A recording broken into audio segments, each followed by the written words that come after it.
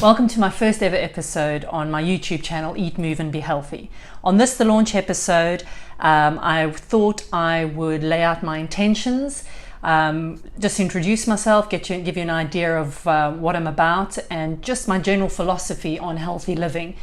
I've always tried to encourage people just to understand about the elements that make up healthy living and appreciate that you never or very rarely get it 100% right. But if you're just constantly working and having it work at a basic level in the background, eventually it all comes good and it puts you in a better position of neutralizing the negative effects of modern day living. So please don't think that I'm about to set out how you should be growing your own vegetables. It'd be lovely if you could, but these are not stipulations. Growing your own vegetables, running 5K every day, meditating for 30 minutes every day. This is not what I'm about. I'm going to show you and introduce you every month to experts who I feel provide useful information, make sense about where they're coming from with regards to healthy living, and hopefully just something, even if just one little message per episode hits you and makes you make a difference or understand it slightly better. That's what you go for. And eventually by including more good things into your daily life, you start to push out the bad. So today, with my launch episode, I thought I would just highlight my 3 pillars, simple truths of what I believe formulates or are necessary for healthy living. I guess they're by no means exclusive. There's lots of variations within that. But I think it gives us a basic understanding from that. And of course, adapt it to yourself. And hopefully this gives you a little better understanding. So my 3 pillars of truths, of course, are diet, but when I say about that, I talk about nutrition, about eating well. And in the next few episodes in this month, in this series, you'll be finding out from me which diet I think is the best one to follow. My own approach to diet and nutrition, and in fact health, has always been fairly holistic. And I think looking back at my upbringing, I think it's easy to see why. I mean, certainly with regards to diet, nutrition, wholesome eating. As a child, I grew up in South Africa. My paternal mother was an avid baker. She lived on a farm. We would go and collect the freshly laid eggs, and we would help milk the cows and drink raw milk. My mother was a really good cook, really enjoyed cooking. And certainly in South Africa, where there is an abundance of natural resources, most fruit and vegetables were fairly locally grown or sourced.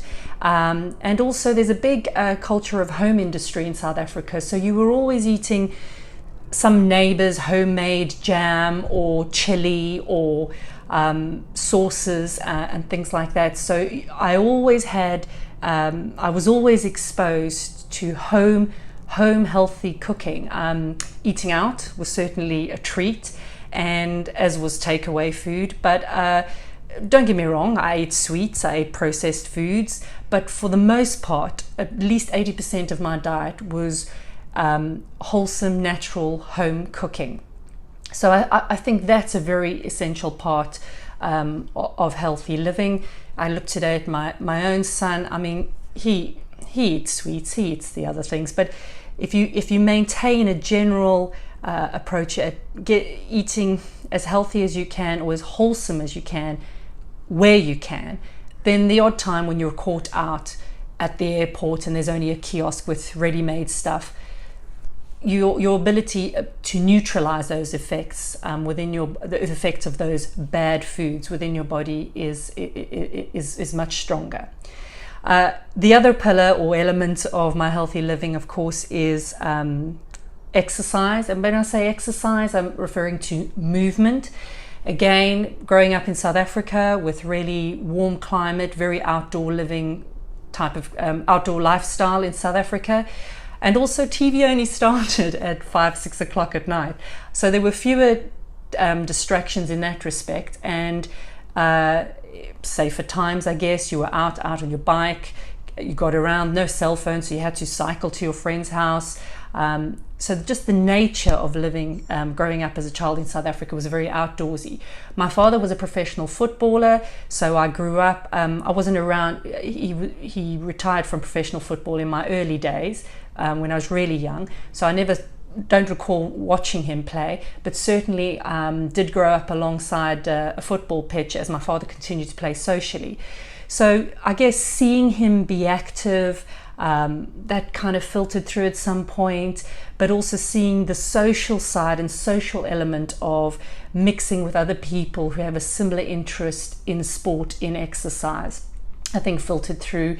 And perhaps this is just the genes, I was quite sporty at school and found that that element of body awareness and appreciation in sport and exercise at school. But it doesn't have to be in a formalized setting. It can come through in other forms. It can be just walking the dog, going for regular walks. With girls, dancing is quite popular, gymnastics. You don't have to be super good at these things or even competitive to get the benefits out of it. Then, of course, my final and third element of healthy living is quite broad, actually. It's positive lifestyle habits, which improve your physical and well-being. And this is where you see how the three are, it's quite dynamic. My maternal grandmother here was a frustrated nurse, had wanted to study nursing when she was younger and just never did. So she was always treating us with poultices. I remember her using a grated soap and sugar poultice on a wound I had to help draw something out. It worked, but she was always the first person, and my first person in introduction to natural remedies and alternative treatments. She also, if she wasn't using some sort of poultice, she was using, giving us cod liver oil. We were having it as cod liver oil and malt. I know it sounds awful, but actually there's this kind of sticky, sweet, nice, sort of weird flavor about it, and I used to love it. I used to eat it by the tablespoonful. So these are my introduction to certainly alternative health, which then again created a body awareness. When you take responsibility for your own health in that way, whether you're watching a wound heal or close, or should I put more on or not, you're actively involved in seeing how your body is responding. How do you feel about it? Is the pain worse? Is it less?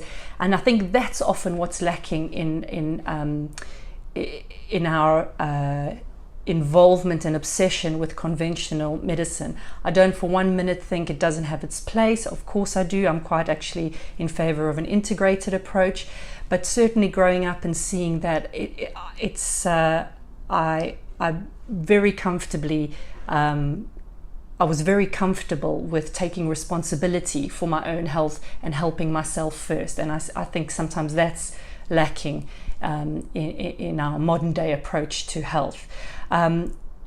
Your mental well-being, so the positive lifestyle habits that feed your physical well-being, like I say, exercise, taking responsibility for your own health. Your mental well-being, well, these come again from what I experienced in abundance as a kid, which was family and friends. In South Africa, my entire family lived the furthest probably lived within an hour's drive from us. And then I did have some family a little bit further afield, but for the most part, any family gathering, any celebration had at least 10, 12 people at it, and that was a small gathering. Every weekend we were either going to my aunt's house or going to the football club, mixing with friends. So socializing was a big, socializing with family members was a big part of my life and upbringing. And so it meant that there were others who were interested in my achievements, how things were going. There were other people who could be mentors or give me some guidance, who sometimes simply just supporting me when I was having some argument with my parent or a disagreement with my parent, and they would perhaps side with me. Just that whole feeling of having your feelings validated by somebody else outside of your immediate family, caring for you, supporting you, cheering you along, does wonders for your self-esteem, your self-confidence. And I see with modern families nowadays where we all move abroad, and I count myself in that. Of course, I've moved now to the UK. One of my big regrets is that my son isn't around to experience that overload of family. We manage it differently, you know, thank goodness for FaceTime. We do go out regularly to visit, they come over, but it's not that daily reinforcing, and so you have to look elsewhere for that. You have to, if you don't have it in family, it's not a crisis, it's just easier that way. And what I've had to do here with my son is look to school teachers, sports coaches, look for other mentors, and create that interaction and support in different ways.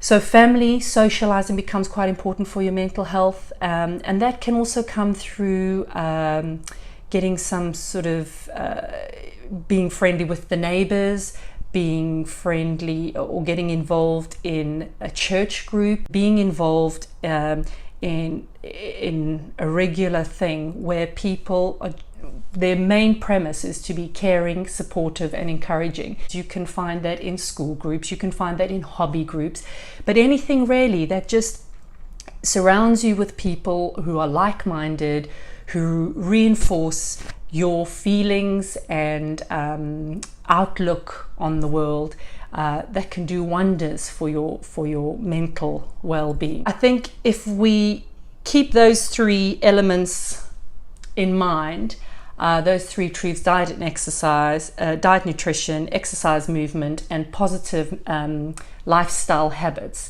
I think you're never going to keep them all at optimum level. Well, if you do, please write a book, start a YouTube channel. But what I keep saying to my clients is that at any one stage in your life, one of those is perhaps going better than the other, and one of those you'll find easier to pick up and correct, as it were. You might find it easy if you've fallen off the wagon with regards to eating properly. That's maybe really difficult for you to get into. Maybe the same with exercise. Some people find getting back into exercise really quickly, and then the healthy eating or diet follows, or the other way. And sometimes just getting those two started then reinforces that actually I'm feeling quite good. Actually, oh, there I've met so-and-so again, touch base with them who I used to run with. And suddenly all three elements of a healthy living are slowly brought up a level, and you get back to a level of being happy and healthy.